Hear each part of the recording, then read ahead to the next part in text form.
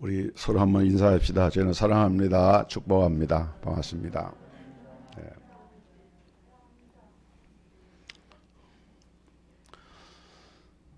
우리 예수를 믿는 사람들은 하나님의 복을 받고 살도록 되어 있습니다. 왜냐하면 하나님이 처음에 사람을 째실 때에 생육하고 번성하고 땅에 충만하라고 복을 주셨고, 또 하나님께서 성경 말씀을 통해서 믿는 자에게 이런 복이 임하는 것을 여러 곳에서 강조해서 말씀을 하고 있습니다.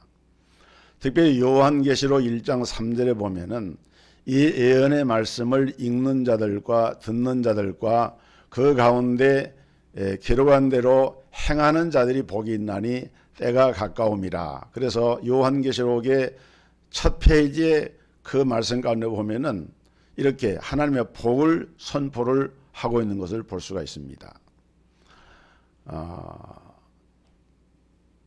요한계시록의 2장과 3장에서 소아시아의 7교회를 말하고 있죠. 에베소 교회, 서머나 교회, 버가모 교회, 두아디라 교회, 사대 교회, 빌라델비아 교회, 라오디게아 교회. 그 가운데서 오늘 이 본문은 에베소 교회를 향해서 주시는 하나님의 귀한 말씀인데, 우리가 2020년 한 해 어려운 때를 지나면서 오늘 마지막 주일을 맞으면서 우리 한 해를 마무리하고 점검을 하고 또 새해를 이렇게 맞기에 앞서서 이 본문을 중심으로 좀 우리가 하나님의 말씀의 교훈을 받으면 좋겠다 하는 생각을 갖습니다. 에베소 교회는 물론 에베소에 세워진 교회였고, 성경 사도행전 17장에 보면은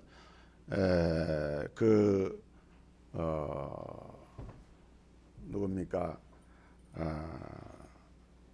브리스길라와 그 아굴라 부부가 이 에베소에 처음으로 이게 복음을 이렇게 전했습니다. 그리고 사도행전 19장에 와서 보면은 사도 바울이 에베소에 가서 이제 복음을 전하게 됩니다. 그런데 에베소는 소아시아주의 수도라고 이렇게 일컬어지는데, 에베소는 그 당시 인구가 한 30만 명가량 됐다 그래요. 그러니까 1세기에 30만 정도가 거주하는 도시라고 하면은 뭐 지금으로 말하면 1000만 명 이상 거주하는 도시라고 봐야 됩니다. 엄청나게 큰 도시였고, 이 에베소는 소아시아 주의 맞은 수도와 같은 그런 주였고, 또 경제적으로 굉장히 경제 활동이 많아서 경제 중심지가 되고, 또 종교적으로도 보면은 그 당시 소아시아 사람들의 신앙적인 중심지나 같았어요. 그래서 그 에베소 안에는 아데미라고 하는 그 신전이 있는데, 이 아데미는 제우스 신의 딸인 다이아나라고 하는 그 여신을 추앙하는 그런 신입니다. 그래서 이 에베소 안에는 아데미 신전이 있었는데, 그 신전의 규모가 얼마나 되는가 하면은 그 집의 기둥이 157개예요. 그러니까 보통 우리가 집을 지면은 기둥 한 4개 정도 하면 집을 하나 짓잖아요. 근데 이 신전은 기둥만 157개고 그 유적이 지금도 남아 있어. 그래서 세계 7대 불가사의 중에 하나의 건축물이다. 이 아데미 신전에 대해서 그렇게 불려지리만큼 그 당시 종교, 경제, 문화의 그런 중심지 역할을 했던 것이 에베소였습니다. 바울이 그곳에 가서 사도행전 19장에 보면은 복음을 전하는데, 그 전에 이 아볼로나 또는 그 누굽니까 이 브리스길라, 아굴라 이런 이 사람들이 가서 복음을 전할 때는 성령에 대해서 잘 몰랐어요. 그냥 복음만 받아들였는데, 근데 이제 바울이 복음을 전할 때 너희가 믿을 때 성령을 받았느냐 기도하고 말씀을 전하니까 성령이 거기에 임하셨고, 그래서 방언을 하고 또 많은 성도들이 능력을 체험을 하게 됩니다. 이 귀신들이 떠나가고 병자들이 고침을 받고, 그 우상을 섬기는 그런 그 전각이 있기 때문에 그 당시 그 에베소라고 하는 것은 그야말로 우상 숭배의 하나의 그 센터 같은 그런 곳이었는데, 그런 곳에서 박수나 무당이나 이런 사람들이 자기들이 섬기던 신을 다 불태워버리고 자기들이 그 사용하던 그 점하는 책이 있습니다. 이런 것을 전부 다 불태워버리고 그야말로 획기적인 이런 변화가 일어나서 바울이 그 일평생 선교 사역을 할 때 이 에베소에서 가장 오랫동안 머물게 됩니다. 3년 동안 머물게 되고, 그 가운데 2년 동안은 두라노라고 하는 곳에서 두라노 성에서 매 주일마다 안식일마다 강론을 했어요. 그래서 소아시아 여러 지역의 교회를 든든하게 하는 그런 역사를 이루게 됩니다. 바울이 떠나간 후에는 바울의 제자였던 디모데가 담임 목사가 돼가지고 교회를 섬겼고, 그래서 이 에베소 교회는 여러 가지 면에서 이제 초대교회가 가장 대표적인 그런 교회였다, 이렇게 말할 수가 있는데, 오늘 본문을 보면은 예수님께서 이 에베소 교회를 향해서 칭찬의 말씀과 함께 책망의 말씀을 하고 있습니다. 그 책망의 말씀의 핵심은 뭐냐 그러면은 너의 처음 행위를 가져라. 처음 행위가 뭔고 하면은 처음 믿을 때 그 사랑을 잃어버렸다는 거예요. 그래서 이 말씀을 우리가 좀 깊이 들여다봐야 됩니다. 먼저 에베소 교회에 나타나신 예수님의 모습을 1절에 말했는데, 에베소 교회의 사자에게 편지하기를 오른손에 7뼈를 붙잡고 7 금촛대 사이에 다니십니까 가라사대. 여러분들이 성경 읽을 때 착각하지 마실 것은 이 한자 성경에 보면 이 촛대가 아니고 촉대입니다. 촉대. 이렇게 기름으로 이렇게 등을 만들어서 불을 켜는 것을 등촉대라 그러잖아요. 우리 한글 번역에는 촛대라고도 발음하고 촛대로 말하는 분이 있는데, 사실 그 성서에서 쓰는 것은 초를 가지고 하는 게 아니에요. 그 촛대라고 하면 안 됩니다. 촉대라고 해요. 촉대, 금촉대. 근데 오른손에 7뼈를 가지고 있다. 이 7뼈는 소아시아의 아까 말씀했던 7교회의 사자들을 말하는 것이고, 그 다음에 7 금촉대는 그 소아시아에 있는 7교회를 가리키는 것인데, 여기에서 우리는 중요한 예수님이 이 에베소 교회에 나타나신 모습 2가지를 볼 수가 있는데, 하나는 예수님은 교회에 대해서 절대적인 권위를 가지고 계신 분이 바로 예수님이시다 하는 것을 보여줍니다. 예수님은 교회 중심이셔요. 예수님은 교회를 향해서 절대적인 권위와 명령권을 가지고 계신 분이고, 그리고 그 주의 종들을 그 오른손으로 붙들고 계시는 분이 바로 우리 예수님이시다. 그리고 그 우리 동석교회를 붙드시고 지휘하시고 최고의 권위를 가지고 교회의 머리가 되시는 분이 바로 우리 예수님이시다라고 하는 것을 먼저 여러분이 믿으시기를 주의 이름으로 축복합니다. 동석교회 머리는 누구예요? 예수님이시다. 그래서 예수님이 교회의 모든 일을 알고 계세요. 돌보고 계세요. 그 말은 바꿔 말하면은 오늘 우리 동석교회가 처해 있는 상황도 예수님은 너무도 깊이 잘 알고 계세요. 교회에 세우신 목회자나 성도들은 바로 교회 머리 되시는 주님이 실제적으로는 교회 머리가 되시고 목회자가 되시고, 우리는 뭡니까? 주님이 들어 쓰시는 그야말로 종이고 도구인 거예요. 하나님 들어 쓰시는 도구일 뿐이에요. 그 다음에 여기 에베소 교회를 향해서 주님은 3가지 칭찬을 하셨습니다. 주님은 책망을 하시기에 앞서서 먼저 칭찬을 하셔요. 이 칭찬은 고래도 춤을 추게 한다, 유명한 그런 말이 있는데, 예수님께서 책망을 하시기 전에 먼저 칭찬을 하셨는데, 오늘 우리가 사람을 만날 때 그 사람의 단점을 보고 비판만 하는 사람은 절대 자기 발전이 있을 수가 없어요.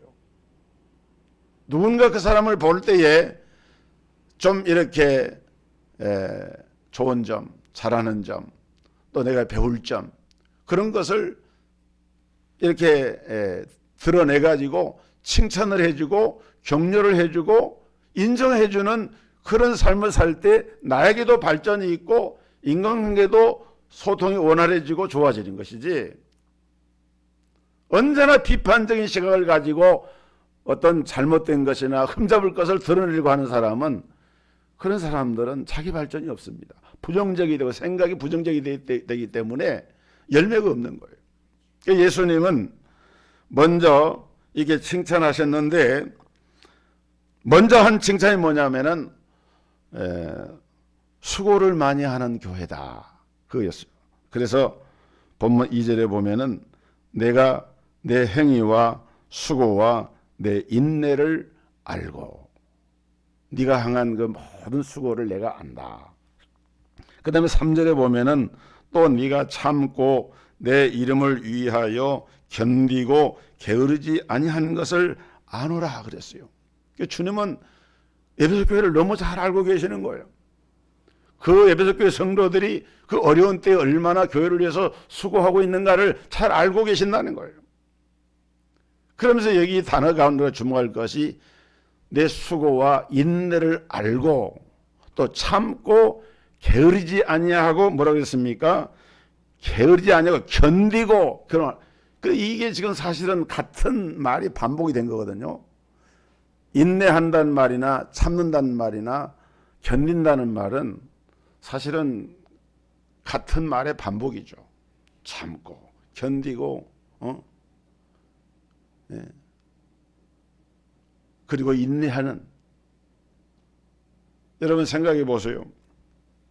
초대교회가 어려운 때 에베소 교회가 주님을 섬기면서 교회를 섬기면서 얼마나 많이 힘이 들었겠습니까? 그러면서도 그들은 수고를 합니다. 교회를 위해서 봉사를 합니다. 일을 합니다. 그런데 그렇게 하려고 보니까 너무 거치는 것이 많은 거예요. 장벽이 많은 거예요. 그만두고 싶은데, 포기하고 싶은데, 더 이상 하고 싶지가 않은데, 그러한 고비마다 숨을 한번 꿀떡 삼키면서 내가 한 번 더 참지, 견뎌내는 거예요. 참아내는 겁니다. 그것을 주님이 보시면서 칭찬하시면서 내가 내 행위를 안다, 이렇게 말씀한 거예요.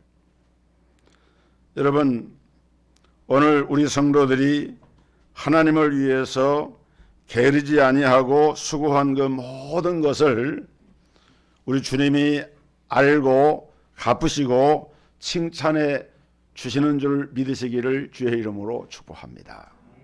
우리 이것을 믿어야 돼요, 성경대로. 그다음 두 번째 칭찬은 뭐냐면은 에베소 교회가 윤리적으로 순수했다는 점을 칭찬하십니다. 2절 후반부를 보면은 또 악한 자들을 용납지 아니한 것과 자칭 사도라 하되 아닌 자들을 시험하여 그 거짓된 것을 네가 드러낸 것, 이렇게 말했어요. 에베소 교회는 윤리적으로 볼 때 순수했습니다. 그래서 자칭 사도라 하면서 막 거짓 교훈을 말하고 성도들에게 잘못된 것을 가르치고 이러한 자들을 배격을 하고 그것을 용납하지를 않았다. 우리가 우리 사회를 어렵게 하는 게 뭡니까? 거짓된 것이에요. 속이는 것입니다. 그래서 정치계나 경제계나 사회 문화 모든 면에 어떤 그런 사실을 숨기고 속인 그것 때문에 그것이 드러나서 그것 때문에 파열음이 나고 공동체가 위기에 빠지고 그런 일이 일어나는데, 그런데 이 에베소 교회는 성도들이 윤리적으로 정결한 삶을 살면서 주님께로부터 깨끗한 삶을 살았기 때문에 칭찬을 받은 거예요. 다른 사람을 탓을 하기 전에 우리는 먼저 깨끗하게 거짓되지 않게 살자, 그렇게 하지 않고 어떻게 거짓된 것을 물리칠 수가 있겠습니까? 세 번째 칭찬은 교리적으로 건전했다고 하는 것을 칭찬을 하셨습니다. 6절에 보면은 오직 내게 이것이 있으니 내가 니골라당의 행위를 미워하는도다. 나도 이것을 미워하는도다. 그랬어요. 이 니골라당이라고 하는 건 뭔가 하면은 초대교회가 뭐 골로새서라든지 바울의 다른 서신에도 나타나는 것인데, 소위 말하는 이 영지주의라고 하는 것이 그 당시 철학 사조가 초대교회의 그 헬라 문화권에 이렇게 많은 영향을 주던 그런 시대였습니다. 근데 영지주의라고 하는 것은 뭔고 하면은 이율론에 기초를 한 거예요.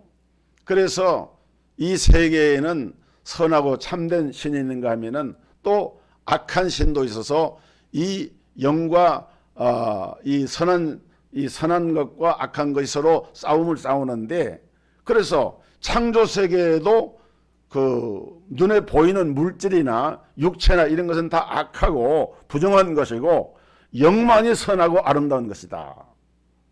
그 영지주의가 기독교 교리사 역사 가운데 보면은 이 영지주의가 어떤 영을 가진 가 하면 예수 그리스도께서 육체로 오시는 것을 부인합니다. 요한서신에 보면은 적그리스도가 누구냐?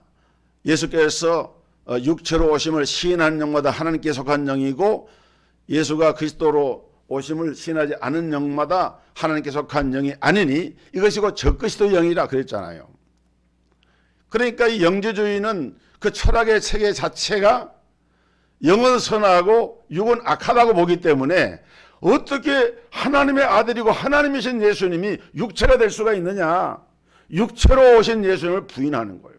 육체로 오신 예수님을 부인하면은 예수님이 동정녀 탄생, 십자가 죽음, 부활과 영생과 재림에 대한 모든 신앙의 고백이 다 무너져 버립니다. 그래서 영지주의라고 하는 것은 아주 무서운 이단인데, 이런 영지주의가 그 당시 에베소 교회에도 들어와서 영향을 주고 그 중에 하나가 바로 니골라당이었어요.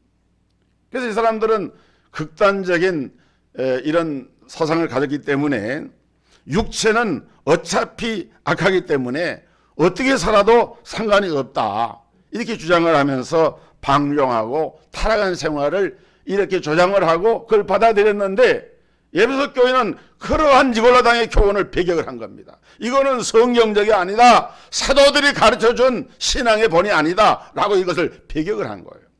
이렇게 에베소 교회는 주님 보시기에 경건한 삶을 살면서 거짓된 이런 행위를 미워하고 윤리적으로도 바른 자리에 섰고 교리적으로도 바른 자리에 섰기 때문에 주님으로부터 칭찬을 받은 것입니다. 그런데 에베소 교회를 향해서 주님의 책망이 한 가지가 있는데, 본문 4절에 보면은 그러나, 앞에는 칭찬했지만은 이제 주님이 다른 말씀하는 거예요. 그러나 너를 책망할 것이 있나니 너의 처음 사랑을 버렸느니라. 너의 처음 사랑을 버렸느니라.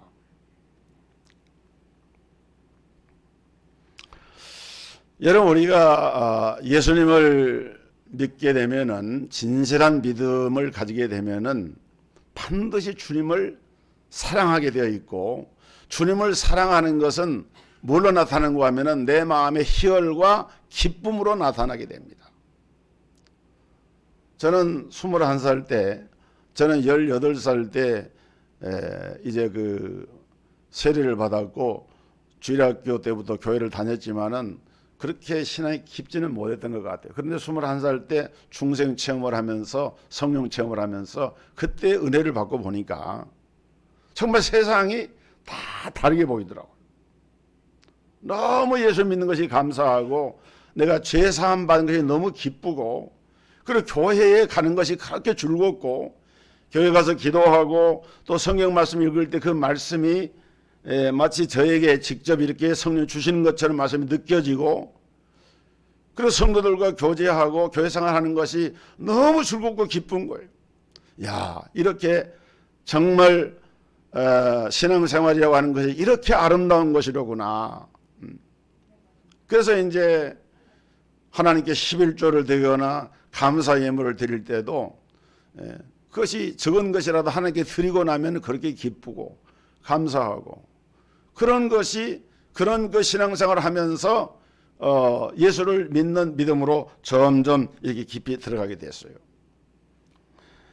사람마다 모양은 좀 다를지라도 예수님을 구원의 주님으로 영접하고 분명한 구원의 확신과 성령의 은혜를 잊게 되면은 이게 처음 사랑인데 이 처음 사랑을 누구나 다 가지고 있는 거예요. 첫사랑을 가지고 있어요. 그런데 그런 첫사랑의 기쁨을 나는 아직까지 한 번도 경험해 보지 못했다. 그런 분은 고린도서에 있는 말씀처럼 너희가 믿음에 있는가 너희 자신을 시험하고 너희 자신을 확증하라. 그렇지 않으면 너희가 스스로 버리운 자니라. 13장 5절에 보면 그런 말씀이 있어요. 분명히 자기 믿음을 한번 점검을 해봐야 돼. 내가 정말 주님을 그렇게 사랑하는 그런 고백이 내 일생에 한 번도 없고 그런 은혜의 기쁨의 체험이 없다라고 하면은 아직 중생하지 못했거나 그럴 수도 있는 것이니까.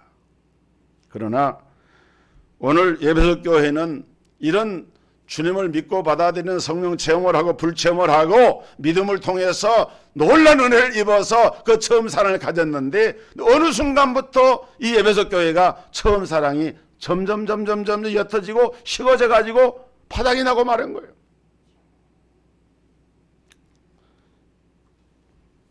여러분, 선한 사람이 갑자기 악한 사람이 되는 것이 아닙니다. 그 사람이 선한 삶을 살다가 누군가의 영향을 받아가지고 게임을 받거나 마음이 무너지게 되면 조금씩 자기가 허물어지기 시작을 해요. 그래서 나중에는 전에 저 사람이 저런 사람이었는가 할 정도로 전혀 다른 사람으로 전락을 하는 경우가 있습니다. 여러분, 구약 성경에 사사기에 나오는 삼손을 보세요. 삼손은 나면서부터 나시린으로 구별을 받았고 하나님과 동행한 사람이었습니다. 그런데 삼손이 성장을 해가지고 어느 날부터 마음이 잘못된 대로 조금씩 빠져들게 됩니다.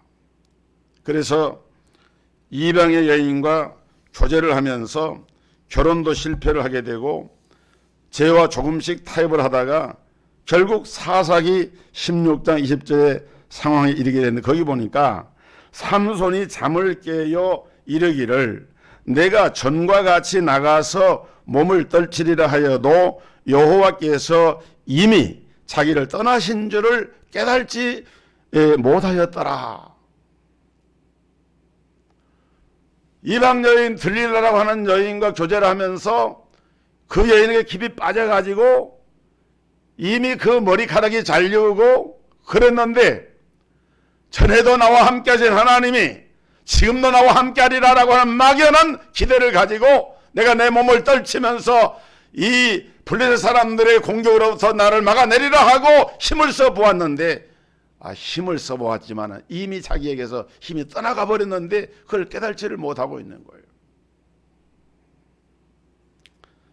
여러분, 결국 삼손은 블레셋 포로가 되어가지고 두 눈이 뽑히는 비참한 상황에 이르게 됩니다. 이와 같이 사람이 선을 행하다가 악으로 가는 것은 갑자기 되는 것이 아닙니다. 조금씩 악에서 선의 길로 들어가다가 거기에 빠져드는 거예요. 마치 개구리가 뜨거운 물에 이렇게 던져놓으면 개구리가 얼른 튀쳐나갑니다. 근데 처음에는 찬물이었는데 불을 조금씩 데펴가면은 그 따뜻한 온기에 그대로 가만히 있다가 그대로 죽는 거예요. 그런 것과 같아요. 에베소 교회도 어느 날 갑자기 처음 행위를 버린 것은 아닙니다. 조금씩 처음 사랑을 떠나다 보니까 그 처음 믿었던 감격, 그 은혜와 기쁨, 그 놀라운 하나님의 사랑을 조금씩 자기도 모르게 멀어져 가면서 어느샌가 그 자리를 이탈해버리고 주님께로부터 네가 처음 사랑을 버렸느니라 라고 하는 이 주님의 책망을 듣게 된 거예요. 그래서 우리가 신앙생활 할 때에 작은 죄라고 심상히 생각하고 가볍게 여기서는 안 됩니다. 왜냐하면 그것이 나로 하여금 죄와 적당히 타협을 하고 그걸 용인하게 되면 그것이 나중에는 내 위치, 내 하나님 앞에 선 나의 존재를 전혀 다른 존재로 바꿔버리기 때문에 그런 거예요. 자, 이런 에베소 교회를 향해서 주님은 세 가지 권면과 또 이것은 경고인데 경고를 하셨습니다. 5절에 보니까 그러므로 어디서 떨어진 것을 생각하고 회개하여 처음 행위를 가지라. 만일 그리하지 아니하고 회개치 아니하면 내가 내게 임하여 내 촉대를 그 자리에서 옮기리라. 여기 보면은 먼저 어디서 떨어진 것을 생각하라 이렇게 말씀했어요. 어디서 떨어진 것을 생각하라. 여기서 떨어졌다라고 하는 말은 어디 높은 데 있다가 밑으로 떨어졌다 그런 말이 아닙니다. 영적으로 어느 정도 높이까지 이렇게 올라갔어요. 어느 수준까지 이렇게 올라갔는데 어느 날 어느 때부터 슬금슬금 떨어지더니 지금은 어떻게 됐어요? 바닥을 헤매고 있는 겁니다. 그래서 네가 원래 있던 그 자리를 기억하고 다시 한번 그 자리로 올라가라는 거예요. 우리 신앙생활은 야곱의 사닥다리와 같아요. 한 계단 한 계단 그 기도로 말씀으로 하나님의 주시는 훈련과 연단을 받으면서 신앙의 자리를 한 계단 한 계단 올라가는 거예요. 어느 때까지. 주님을 만나는 그날까지, 주님 앞에 서게 된 그날까지 신앙생활 올라가는 그런 과정이 신앙생활입니다. 그래서 말씀을 읽고 기도하면서 하나님께 순종하는 것은 이 신앙의 사다리를 올라가는 것인데 에베소 교회 성도들은 이 사닥다리를 열심히 올라가다가 중단을 했습니다. 그리고는 다시 내려와 버리는 상황을 맞게 됐습니다. 그래서 예수님께서는 이 에베소 교회 성도를 향해서 너희가 어디까지 올라갔는지를 기억하고 다시 한번 목표를 정해서 그 목표를 향해서 올라가라 라고 지금 말씀을 하고 있는 거예요. 두 번째 말씀은 권면은 회개하라는 권면입니다. 성도가 영적으로 떨어지는 것은 한마디로 말하면 죄와 악 때문에 그렇습니다. 우리는 떨어지면서도 그것이 나의 죄요 나의 악인 것을 몰라요. 남의 탓을 합니다. 누구 탓을 합니다. 이건 절대로 돌이킬 수 있는 정말 회복할 수 있는 그런 자리에 나갈 수가 없는 거예요. 죄를 회개하는 겁니다. 죄악을 회개하라. 세 번째는 처음 행위를 가지라고 권면을 합니다. 처음에 행했던 것을 다시 행해라. 처음에 행했던 것이 뭡니까? 주님 사랑했던 그 첫사랑. 예수님께서 에베소 교회를 향해서 첫째는 생각하고 둘째는 회개하고 세 번째는 처음 행위를 다시 한번 행하라고 명령을 하고 있는데 이 처음 행위를 우리가 회복하려고 하면은 어떤 일이 필요한가? 첫째는 우리는 새로운 비전과 목표를 세워야 합니다. 잠언 29장 18절에 보면은 백성들이 꿈이 없으면은 방자히 행하거니와 묵시가 없으면 백성이 방자히 행하거니와 이 말씀을 했는데 이 묵시라고 하는 말이 영어 성경에 보면은 비전이라고 하는 말로 표현이 됐습니다. 비전이라고 하는 것은 눈에 보이지 않는 것을 눈에 보이는 것처럼 나타나는 거예요. 텔레비전, 그 텔레비전이라는 텔레라고 하는 것은 전기를 뜻하는 말이고 비전이라고 하는 말 거기 쓰는 말 비전 보이는 거 비주얼. 그러니까 안 보이는데 없는데 그것을 있는 것처럼 보는 거예요. 그래서 비전을 가진 사람들은 자기 삶에 대한 내일의 목표를 가지게 됩니다. 내 가정에 대한 내일의 비전을 가지게 됩니다. 내가 섬기는 교회에 대한 내일의 비전을 가지게 됩니다. 이 나라와 이 국가에 대한 내일의 비전을 가지게 됩니다. 정말로 무서운 것은 코로나가 무서운 것이 아니고 역병이 무서운 것이 아니라 인생을 살아가면서 비전이 무너져 버리면 묵시가 없어져 버리면은 더 이상 올라갈 수가 없는 거예요.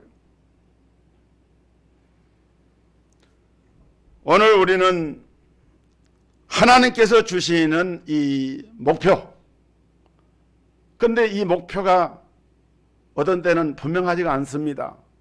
초점이 모아져야 되는데 초점이 모아지지가 않아요. 그러니까 제가 어렸을 적에 아마 여러분도 그런 경험하실 거예요. 그 볼록렌즈를 이렇게 가져다가 신문지나 지푸라기 같은 아주 작은 그런 실타리 같은 그런 데다가 그걸 갖다가 딱 햇빛을 받으면은 거기에 렌즈에 초점이 모아져 가지고 연기가 나고 불이 일어납니다.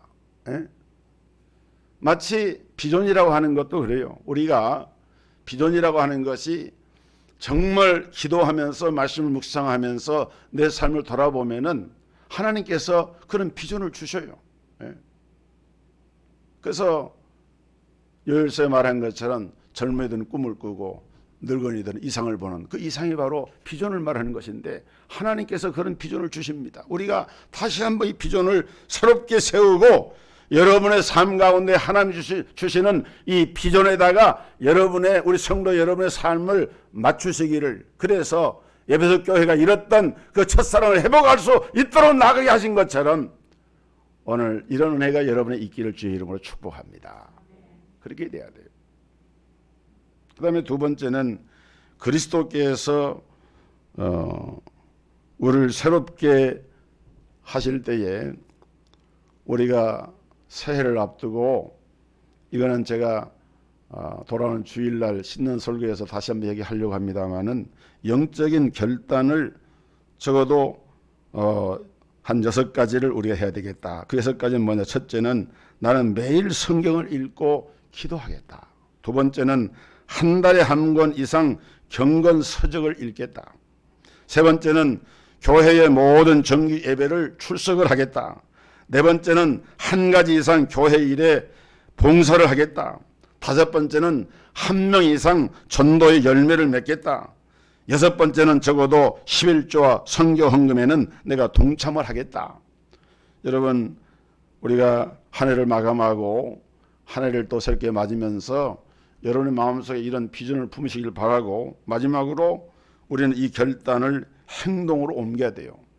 계시록 1장 3절에 말했죠. 이 예언의 말씀 읽는 자와 듣는 자들과 그 가운데 기록한 대로 지키는 자들이 복이 있다 그랬거든요.